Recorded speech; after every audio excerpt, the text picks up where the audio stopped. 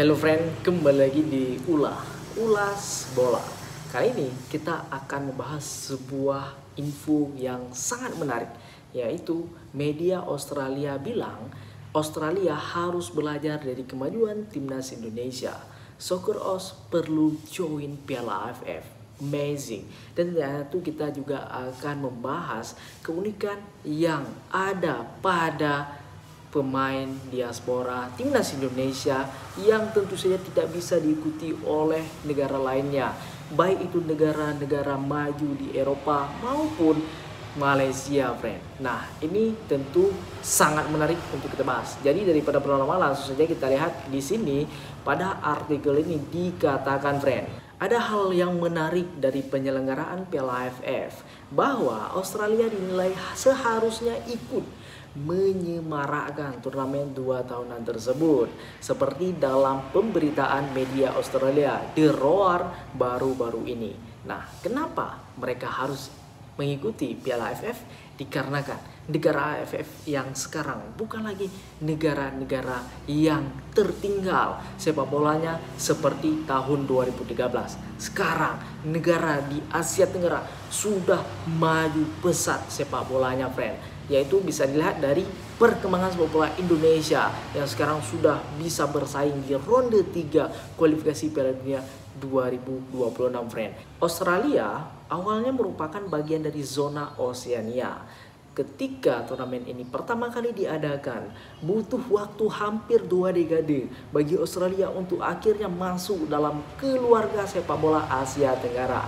Dan 7 tahun setelah masuknya Australia ke dalam AFC, friend. Nah, di sini juga dikatakan ketika tim Australia secara resmi pindah ke AFF atau Federasi Sepak Bola Asia Tenggara pada tahun 2013, level Soccer Aus masih terlalu tinggi. Nah, dibandingkan negara-negara Asia Tenggara lainnya. Oleh karena itu, negara-negara lain setuju untuk mengizinkan Australia menjadi AFF atau anggota AFF dengan satu syarat, yaitu mereka dilarang mengikuti turnamen tersebut yang pertama Piala AFF yang diselenggarakan 2 tahun sekali, friend. Dikarenakan level mereka sangat jauh berbeda dari Asia Tenggara lainnya, friend, yaitu negara-negara seperti Indonesia, Malaysia, Vietnam, Thailand, dan negara lainnya, friend, seperti Laos dan lain sebagainya. Sekarang ini sudah berbeda. Artinya Australia bisa saja mengikuti Piala AFF dan mengikuti perkembangan sepak bola Indonesia, yang mana Indonesia walaupun levelnya sudah meningkat ke Asia, namun mereka tetap mengikuti AFF dengan inisiatif memainkan pemain-pemain muda. Nah, ini bisa ditiru oleh Australia. Tentu mereka bisa memaksimalkan agenda AFF ini untuk meregenerasi pemain-pemain muda mereka. Nah, ini ide yang sangat bagus. Maka dari itu, media Australia mengatakan mereka harus mengikuti perkembangan sepak bola timnas Indonesia. Amazing, friend. Dan itu kita akan membahas lebih lanjut, friend. Nah, jadi di sini dikatakan lagi, friend, berkaca pada pengalaman. Nah, apa pengalamannya? Di sini kita bahas. Hal itu dilakukan untuk membantu tim nasional negara-negara Asia Tenggara bisa berkembang hingga bisa menurunkan skuad yang lebih banyak dan kompetitif di masa depan, friend. Lagi pula, pembatasan tersebut tidak ditetapkan pada tim junior Australia di masing-masing ajang kejuaraan regional. Katakanlah seperti AFF U17, AFF U19 kalau saya nggak salah, friend. Nah, itu ada Australia karena mereka sudah tergabung ke AFF, yaitu Federasi Sepak Bola Asia Tenggara, karena mereka itu terlalu OP di Oseania. Di sana mereka tidak ada lawan, maka mereka harus dan berinisiatif untuk bergabung dengan Asia. Nah, mereka lebih dekat bergabung dengan Asia Tenggara. Maka dari itu mereka menjadi bagian dari AFF. Namun mereka belum diizinkan mengikuti AFF yang seniornya, tapi yang junior mereka ikut, friend, karena level mereka terlalu jauh berbeda di kala itu. Sekarang sudah bisa mereka ikut dan itu bisa mereka memanfaatkan untuk regenerasi pemain muda, friend. Nah, jadi di sini dikatakan lagi Untuk waktu yang cukup lama, Socceroos hanya bisa menyaksikan aksi negara tetangga mereka di Asia Tenggara dapat melakukannya dengan baik atau hanya jalan di tempat. Namun, lambat laun ada kemajuan dari negara-negara di ASEAN atau Asia Tenggara, friend, termasuk melalui keberadaan persaingan di Piala AFF. Contohnya, pada kualifikasi Piala Dunia 2018, Australia saat itu menjadi juara Asia, mengalami kesulitan luar biasa saat mencoba mengalahkan Thailand. Nah, pada tahun 2018, itu Australia menjadi juara di Piala Asia, friend. Namun mereka kesulitan untuk mengalahkan raja sepak bola Asia Tenggara saat itu, yaitu Thailand, dan sekarang masih mahkotanya dipegang oleh Thailand. Apakah kita mampu merebut? Namun walaupun secara level kita bukan Asia Tenggara lagi, friend. Nah, jadi ini luar biasa.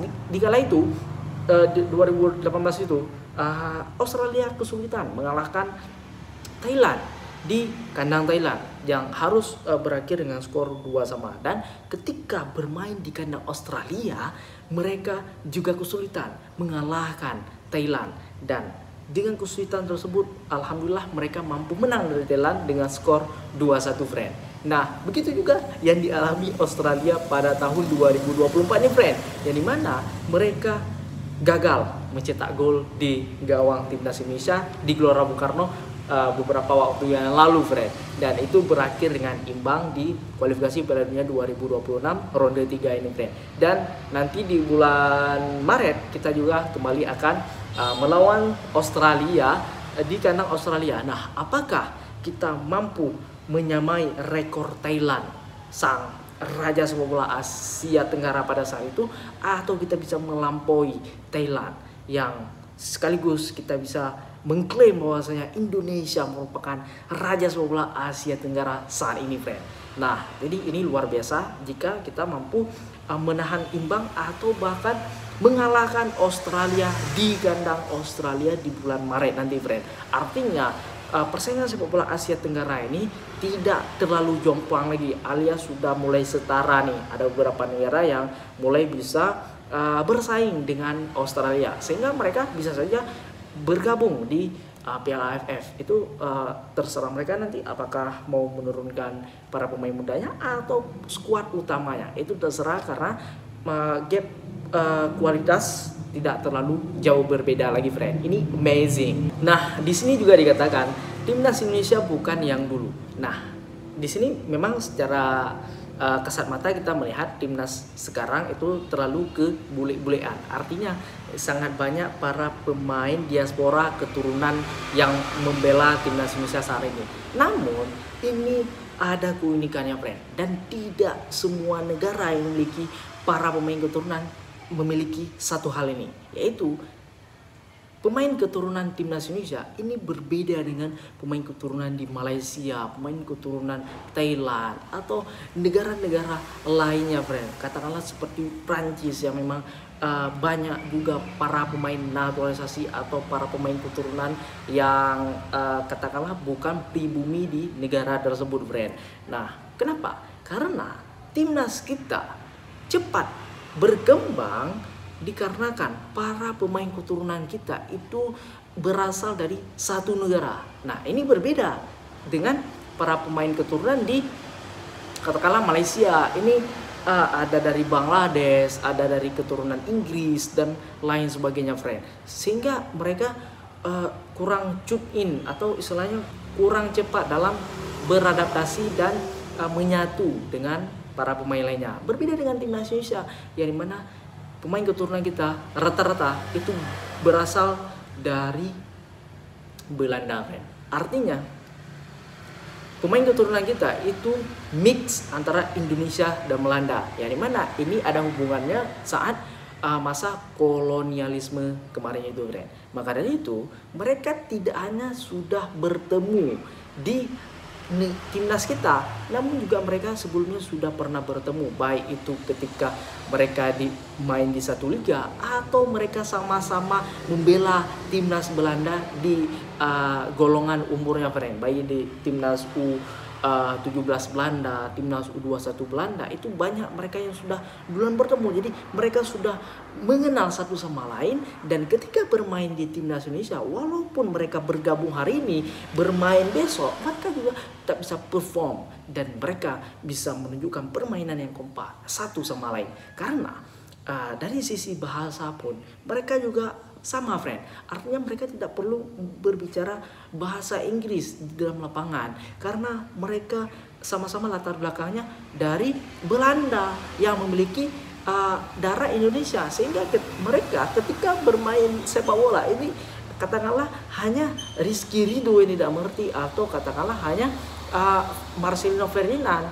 tapi dari beberapa pemain lainnya ketika mereka berbicara bahasa Belanda itu sah-sah saja, friend. Nah, inilah alasan kenapa proyek naturalisasi timnas Indonesia ini sangat berjalan, karena tidak hanya asal naturalisasi dan tidak hanya merekrut para pemain keturunan yang memiliki grade A, namun para pemain keturunan grade A ini mereka berasal dari satu latar belakang sepak bola yang sama, yaitu sepak bola Belanda, yang dimana budayanya mereka bawa ke Indonesia, sehingga latar belakang mereka sama, tinggal mereka menyesuaikan dengan strategi dari Coach Sinteyong. Maka dari itu cepat mereka menyatu, cepat mereka kompak, dan bisa langsung memberikan permainan yang luar biasa walaupun baru bergabung 1 hari 2 hari, friend. Berbeda dengan naturalisasi atau para pemain keturunan negara-negara lainnya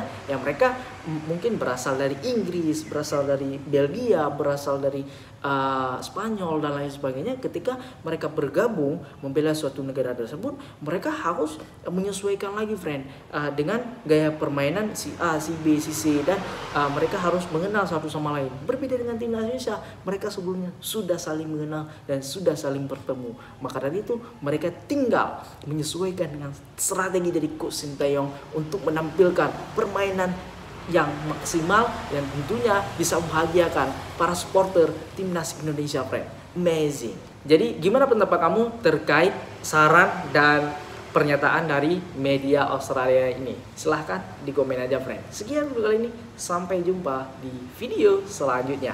Enjoy.